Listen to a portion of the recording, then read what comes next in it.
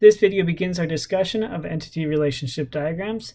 So here's an example of an ERD that has many components that we will be talking about in this video and subsequent videos. There are entities, associative entities, attributes, many different kinds of attributes, relationships, and cardinalities. So let's start by talking about what is an entity. An entity is a person, place, object, event, or concept in the user environment about which the organization wishes to maintain data. Examples of the entity type, meaning the name of the entity, are employee and course. Specific instances or records that you'd find in these tables when we implement them into a database. For the employee table, we could have Eric Johnson with the corresponding hire date and address information.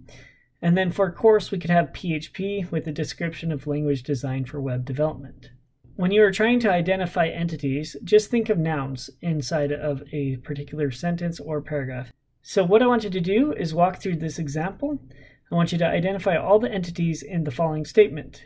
A basketball player plays in many games. A season has many games. Each basketball player has one coach. So pause this video and attempt this on your own, and then come back to compare your answer. All right, welcome back. So what we're going to do is go through here and identify all the entities. So I'm going to just underline some of the nouns that exist in these sentences. So we have player, we have game, we have season, and we have coach. All right, so in order to represent these, I'm going to just draw a rectangle for each one of these entities. So the first one that we have is called player. So I'll just go ahead and write player. Now, when you're doing entities, make sure you do all caps and that these are singular nouns. All right, the next one is game. So I'm just going to draw a box and I will put game. And then the third one is going to be season. So I will just draw another box and write season.